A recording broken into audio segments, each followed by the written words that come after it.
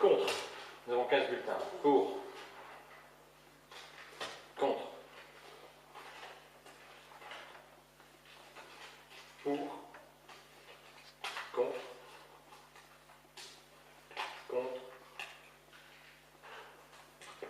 Pour. Contre. Abstention. Contre. Contre. Pour. Pour. Pour. Et pour.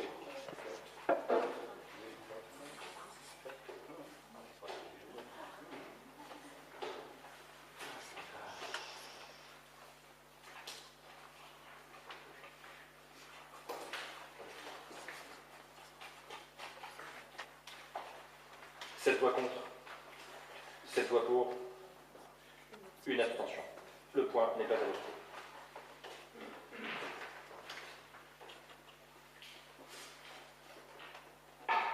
Point numéro 6.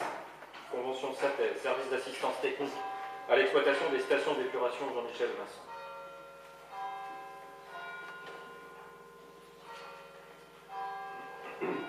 Dans le cadre du SATES, service d'assistance technique à l'exploitation des stations d'épuration, le Conseil général de la Moselle, en partenariat avec l'Agence de l'eau Rameuse, fait bénéficier les communes d'une prestation d'appui technique pour l'exploitation des stations d'épuration.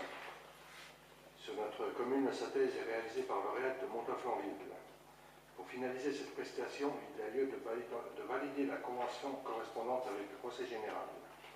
Celle-ci est signée pour une durée de 4 ans.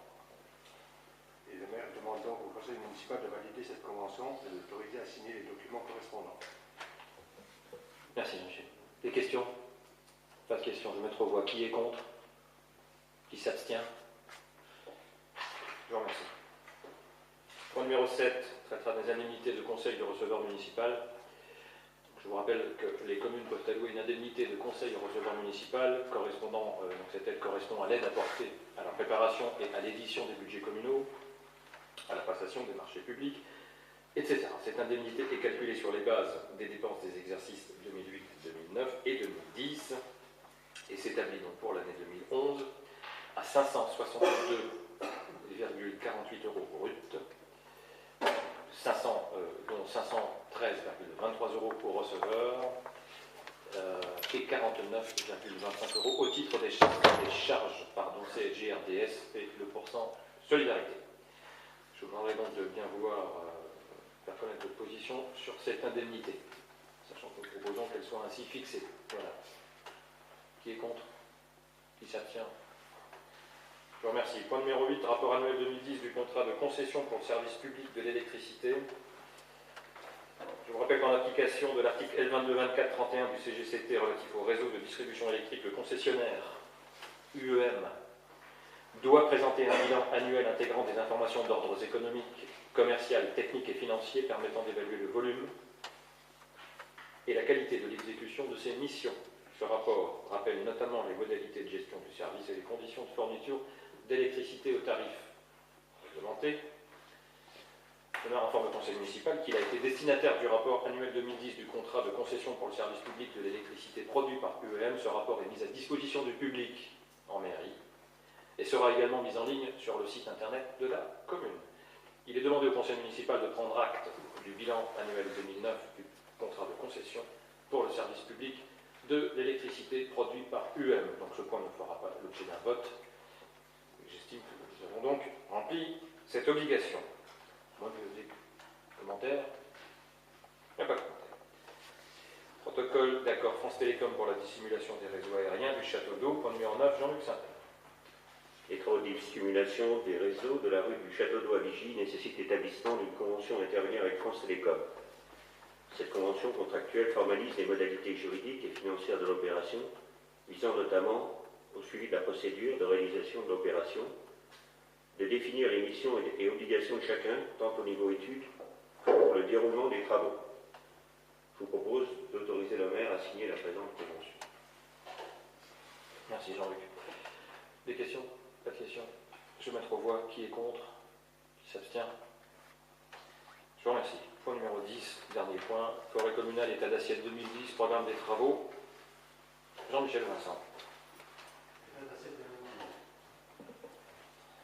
État d'assiette 2012. Proposition reçue de la part de l'ONF le 8 juin 2011 en mairie.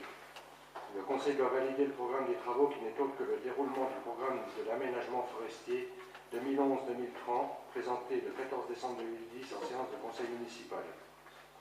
Pour cette année, il est prévu d'abattre sur les parcelles 9, 18, 11, 3, 12, 10, 33, 4A, 20, 10 et 4, 1052 m3 en bois d'œuvre et 529 m3 en bois d'industrie, pour une recette avoisinant 123 000 €. Je vous rappelle que nous sommes tout à fait dans les délais pour examiner et approuver ces propositions, puisque dans le guide édité par l'ONF, le conseil municipal doit se prononcer en septembre, octobre ou novembre de chaque année.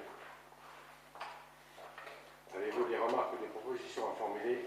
Sinon, je vous demande d'approuver la proposition de l'ONF. D'accord, monsieur. Pardon, sur l'état d'assiette 2012, des questions? Pas de questions, je vais donc mettre aux voix. Y a-t-il des oppositions, des abstentions? Il n'y en a pas, je vous remercie. Je vous demanderai également de bien vouloir approuver le programme des travaux, les deux étant cohérents l'un la suite de l'autre. Donc sur le programme des travaux, sur la base de l'état d'assiette, y a-t-il des abstentions, des oppositions? Il n'y en a pas. Je vous remercie. Le point est donc adopté. La séance est levée. Bonsoir.